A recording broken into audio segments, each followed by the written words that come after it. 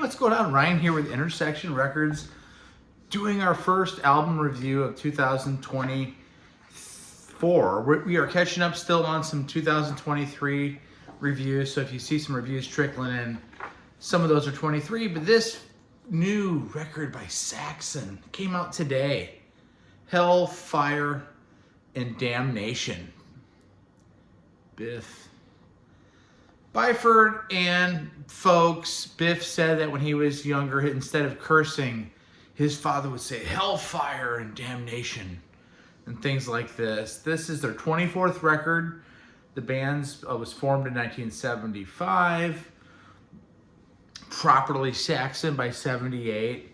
Paul Quinn has left the band. Original guitar player has left, and he has been replaced by one and only Diamond Head lead guitar player Brian Tatler, and Brian is on this fantastic new album. This came out today. I took a half day and have enjoyed a couple Heinekens along the way listening to this new record. I'm loving it. It's a follow-up to 2022's Carpe Diem. Again, it's a 42-minute album. It's 10 songs. It's well-paced. New wave of British heavy metal pioneers. Again, released on January 19th of 24. It's really great. It harkens back to some, Wheels of Steel era and Denim and Leather and Unleashed in the Beast. There's lots of nostalgia here, a lot of vintage, a lot of great playing. There's not a weak song really on the album. It opens up with Prophecy, which is a little spoken word. It's a little silly on the opener, from the beginning of time, and we're speaking the prophecies of, but straight into Hellfire and Damnation, full flight Saxon, vintage, beefy, metallic, production is in your face. There's bright production, but yet it's dark. It's really good. The next song, Madame Guillotine, maybe even better. Better than a great opener. This third song is sinister, snarling. Just a great track. It's one of the highlights of this good album. Very good album. The next song is one of my favorites, Fire and Steel. It's got this Judas Priest-like feel to it. Just some machine gun drums.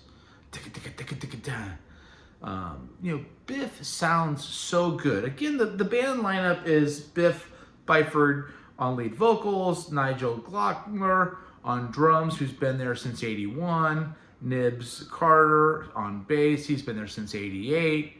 You have Doug Scarratt on guitar since 95, and then rounded out by Brian Tatler. Again, lead guitar player from Diamond Head. Fire and Steel was just really killer.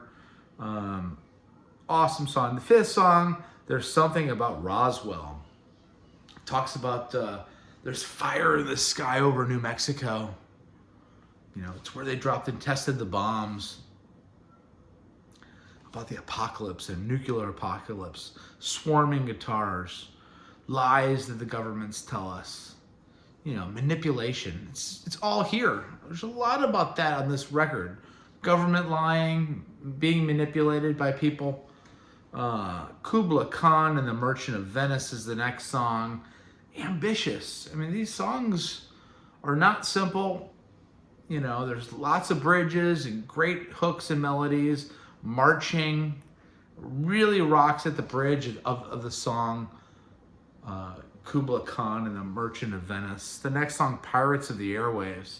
You can sense that it's kind of autobiographical, talking about Radio Luxembourg and listening late night to the transistor radio in your bed and listening to the Stones and about rebellion and what rock and roll stands for, which is kind of rebellious art form, right? Again, guitars, twin guitars at points between Scarratt and Tadler. The next song, number 8, 1066. 10's like the year 1066. Effing Let's Go.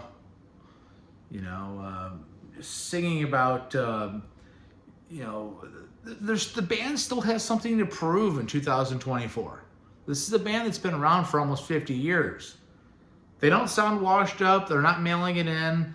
They're not, you know, kind of, hey, we're going to paint by numbers here. There's lots of vintage stuff here, but it's the production is so in your face. And it sounds so good. Dirty, seedy, overpowering at times. 1066 is one of my favorite songs. Witches of Salem opens up with some screams. A little hokey, but it works for me, you know. Maybe not the strongest song on Witches of Salem, but strong enough. If there's one weaker song on this album, it's maybe that. Again, going into the last song, Supercharger title tells you everything you need to know. You know, they go up to a different octave change right before the guitar solo. This album, and I'm gonna rate it right now out of 5. So my scale is 5 is a classic, 4 is great, 3 is good, 2 is not good, 1 is terrible. I'm giving this a 4.5 star. This is the first record that we're reviewing in 2024. And man, it's really, really, really great. Check out Saxon's new record. Check out my channel. We do shows every day. Peace out. See ya.